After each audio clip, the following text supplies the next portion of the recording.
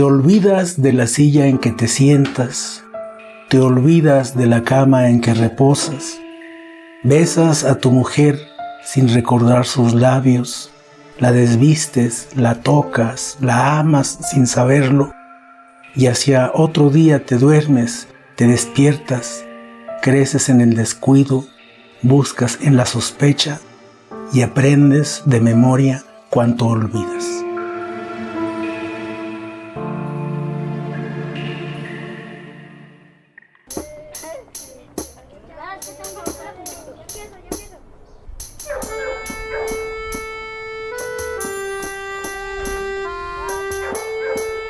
Estaba sentado alrededor de los 12 años, creo que en una banqueta, y pasa un niño con una carretilla llena de libros.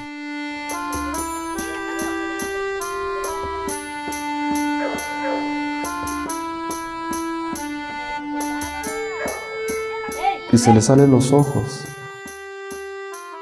Y le dijo, ¿a dónde los llevas? No, pues a tirarlos. Se los compro. Creo que el niño le pidió alrededor de 3 pesos en aquellos años y le compra un montón de libros. Entre ellos venían, creo, libros de física, química, matemáticas, y pues era algo que no alcanzaba a entender porque eran de secundaria, creo que era lo que recuerdo. Pero había un libro muy importante que era de cuentos. Uno de esos cuentos era un cuento que se llamaba Tachas, y ese cuento creo que es el que cambia a Juan. Pues es un lector nato desde que era un niño. Es una pasión la que él tiene por la literatura, por la lectura, por los libros.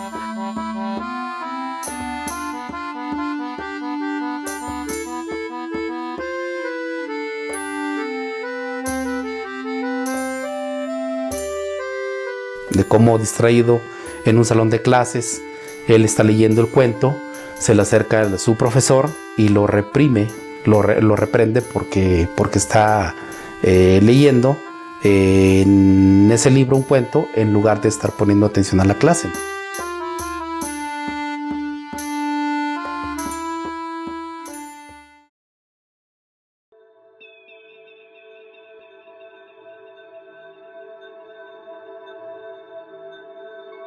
No se trata de definir las cosas para las que no tenemos nombre todavía.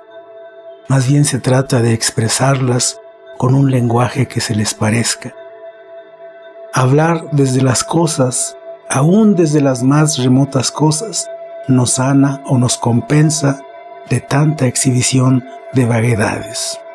Hablar desde los otros, aún desde los más distantes otros, ayuda a instaurar el sitio desde donde escucharnos.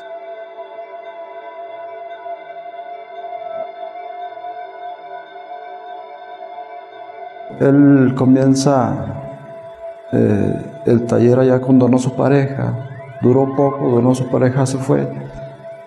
Llega David Ojeda. Con David Ojeda empieza él a crecer. De inmediato me di cuenta que estaba ante un joven lleno de alegría, lleno de ganas de escribir, irreverente. Juan José era muy irreverente. Desde que comienza su andadura en el taller literario de Aguascalientes y que comienza a ser formado, ¿no?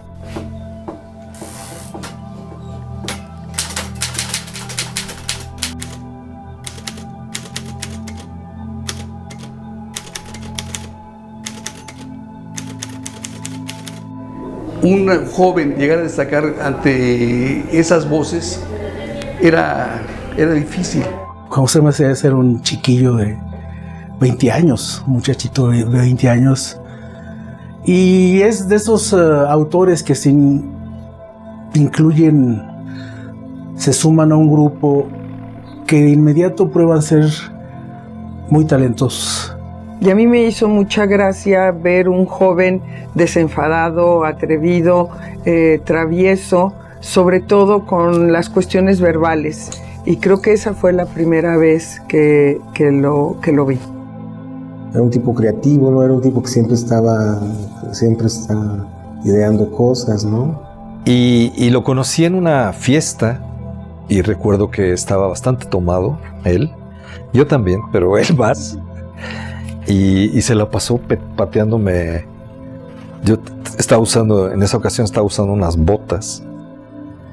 Y a él le gustaron y comenzó a pateármelas. Ese fue el primer contacto que tuve con el poeta. Me estuvo pateando toda la noche las botas. Creo que el encanto, a mí por lo particular, el encanto de juntarme con él es de que dejamos un poco atrás todos nuestros problemas personales y hablamos de literatura, ¿no?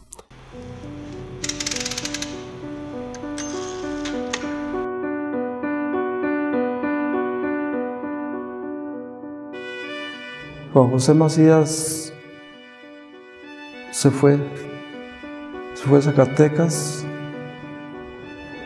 estuvo colaborando en 2 filos con el maestro José de Jesús San Pedro. Juan José tenía una sección en esa revista, creo que se llamaba El Liguero de Maruja, que era una sección de las más divertidas de esa revista.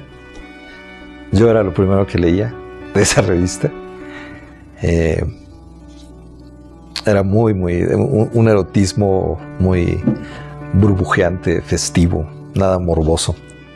Y él cuando se vino aquí a Zacatecas a trabajar, su primera ambición, su primer objetivo era trabajar aquí, y la oportunidad que se le presentó fue como diseñador gráfico.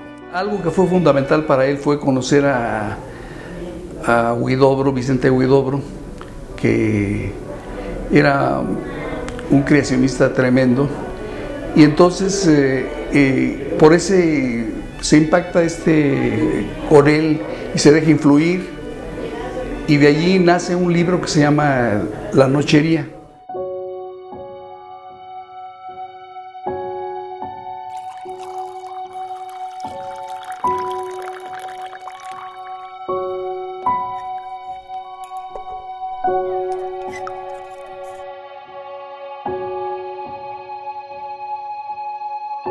Que no solo es poeta, no solo es ensayista y no solo es novelista.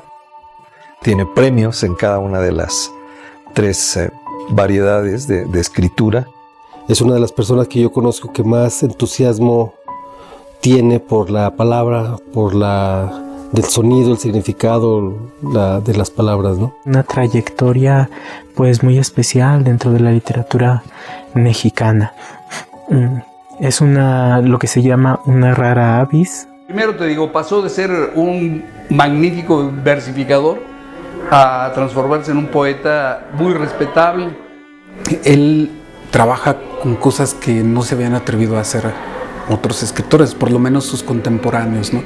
Yo creo que es una de las personas que más ha hecho por la cultura en estos tiempos, hablando de una cultura literaria, en muchos aspectos sí, de diferentes frentes. Hasta la fecha, Juan José suma varios libros, varios premios, y se ha convertido en una presencia infaltable poética entre los autores de su generación.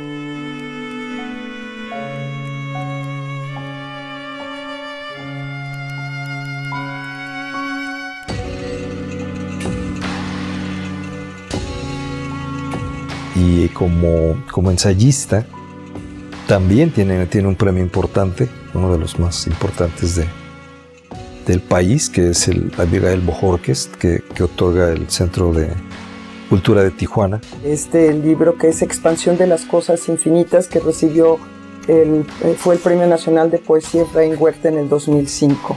Juan José es un autor polifacético. Incluso su poesía es polifacética, porque tiene muchos registros, muchas voces, y se asoma a la realidad desde muchas perspectivas. 20 años que se cumplen en este 2013 de haber obtenido el Premio Nacional de Poesía Ramón López Velarde en 1993. Para nosotros fue algo increíble, muy satisfactorio cuando recibe el premio Ramón López Velarde. Fue el primer zacatecano que lo recibió. Cuando le entregas a alguien o le prestas a alguien un libro como Ánima Ascua, se queda sorprendido con la poesía, ¿no? Y estamos hablando con un libro de hace exactamente 20 años. Al cuerpo no, pero al alma, lo mismo que a un seco tronco de olivo, le suelen brotar renuevos. Y al amor de la lumbre y en la paz de la cena, otra vez se le aprecia convertirse sin daño en el alma de otro. El alma no abriga necesidad de oráculo en el lugar de la encina. Cualquier lugar es su lugar porque todo lo ignora. Nada sabe de las viles madrastras que corrompen las frutas. Nada tampoco de secretos, porque un secreto es un alma. Menos aún de utilidad y pérdida. El cuerpo sí. El cuerpo constriñe a los amantes a hacerse uno al otro un lecho en el oído y así decirse que se les muere el alma. Pobrecita.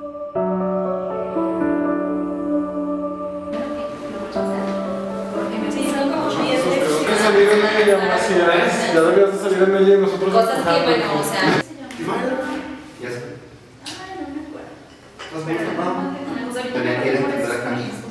Comenzó como a manchar y de pronto le salió un dibujo. Junto con otros compañeros teníamos la inquietud de formar un taller literario. Entonces, pues organizamos, buscamos quién nos pudiera coordinar y nos encontramos con pues un buen amigo que está también ahí en la maestría y que es un escritor pues muy reconocido. La mayoría de mis alumnos eran poetas.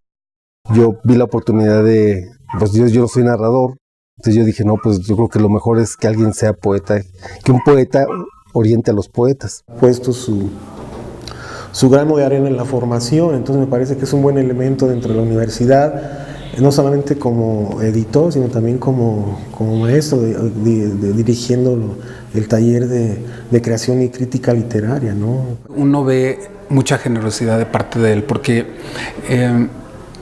un escritor en sí puede serlo o no serlo dependiendo de la voluntad ya que tenga él, pero de entrada, a priori, Juan José te otorga ese epíteto, ¿no? La coordinación del taller le dio muchísimos elementos para desarrollar una capacidad analítica y crítica formidable. De ahí para adelante Juan José fue otro.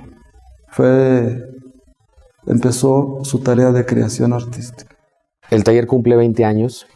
Sí, el taller de crítica literaria de Juan. En lo personal creo que es el taller más importante que tiene Zacatecas dentro de lo que es crítica literaria. Pues ha sido también un laboratorio de muchas experiencias. Bueno, es una opción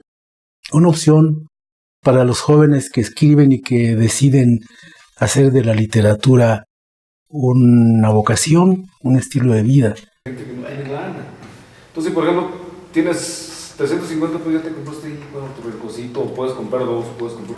Historia toma mi mano y comienza a jugar con las líneas de mi palma, mientras yo volteo hacia el reloj para mirar la hora. Un pálido de historia frente a mí, a quien se le han comenzado a grabar las líneas de mi mano como... No, pues a mí me parece...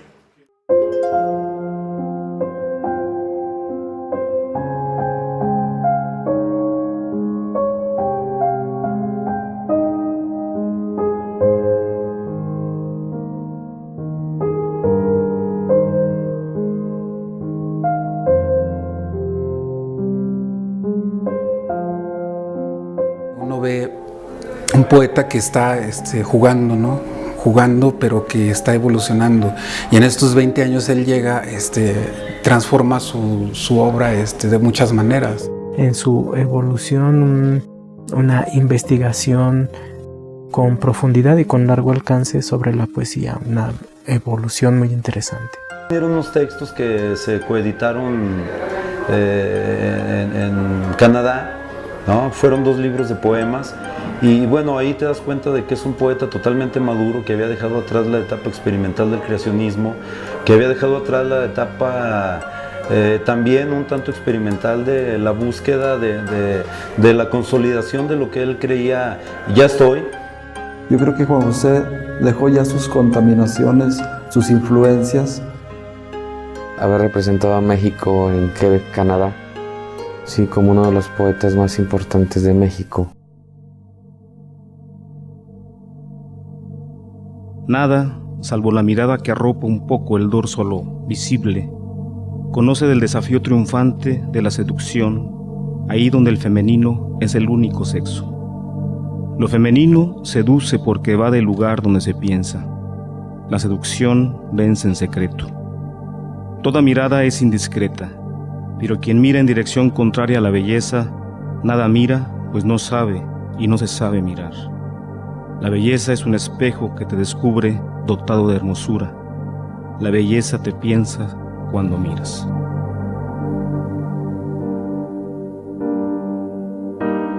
Pero hay otro lado que es muy importante que él toca también en sus textos y es la profundidad y la manera como la mujer siente el mundo y cómo él lee esa manera de estar de la mujer en el mundo y la desea y la aprecia para que ella misma se desee y se aprecie. De cuentas es una celebración de la existencia humana en su carácter sensual, erótico, orgánico. Deviene precisamente yo creo que de ese gusto por la vida, ¿no?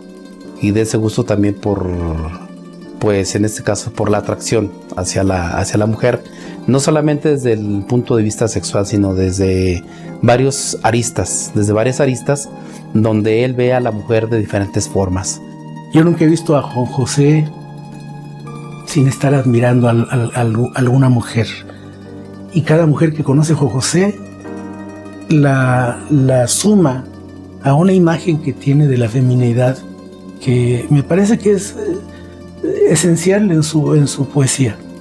Su poesía es característicamente sensual y su sensualidad es claramente poética.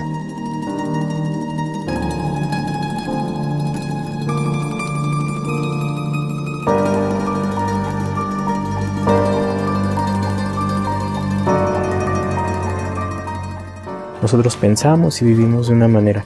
Y lo que hace la literatura es que si nosotros estamos así viendo el mundo, lo que hace la literatura es que abre tu visión del mundo y te hace vivir y ver de otra manera.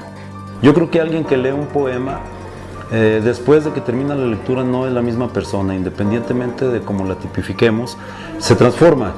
La poesía es algo que puede salvar al mundo, ¿no? A veces pienso que es como una ventana que está siempre cerrada.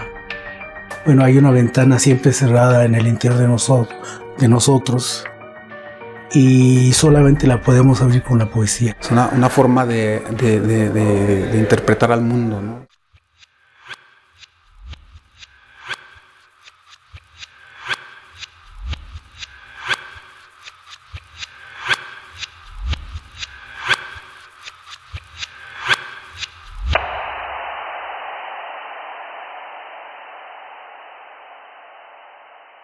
Una vez lo vi caminar sobre el agua en la Encantada, atravesarla.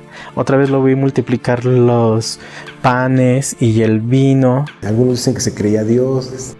David Ojeda lo hizo famoso porque a David Ojeda le cayó en gracia que Juan José llegara y le preguntara: ¿y tú quién eres? ¿De dónde vienes? Yo soy Dios. Me encantaría ser un pequeño Dios bigotón. Y él decía en aquel entonces que la poesía debería ser como la magia, que a él le gustaba hacer un poema como un mago saca un conejo de un sombrero, como alguien que inventa cosas que no existen antes. Y en ese sentido, pues sí, Juan José Macías es Dios, tengo que reconocerlo. Si él dice que es Dios, pues yo le tengo que creer, porque si no me manda al infierno. Y creo que ese juego es un poco el juego del poeta, ¿no? No es el narciso del que ve el psicólogo, no es el narcisista, sino es un creador en sí mismo.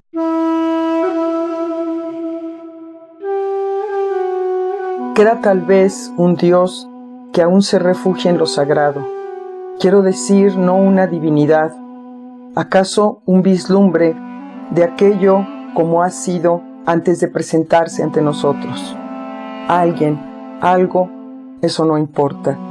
Importa eso de permanecer en la quietud frente a la puerta del hogar, a la hora en que la luz es borrada por algo indefectible, por algo casi nada. Una nube tal vez la niebla, porque he sabido que cuando uno se acomoda en la emoción de estarse quieto, el alma juega en la calle. Entonces ocurre que hay ese Dios casi situado a tus espaldas para mejor mirarte el rostro.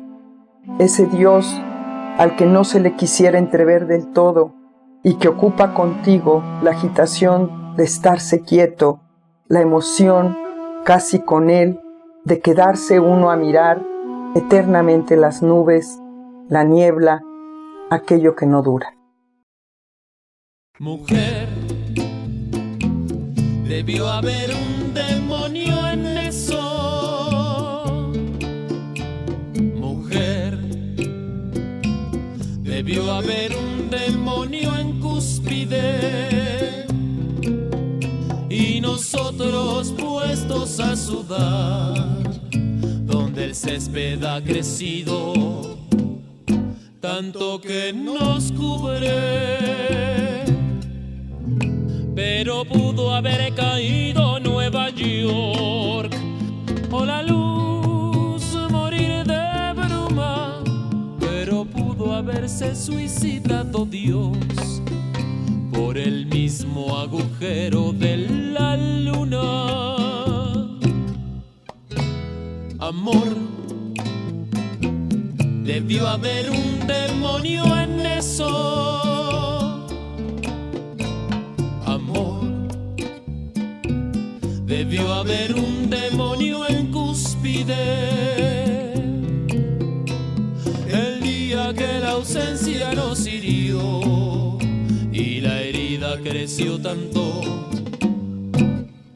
que no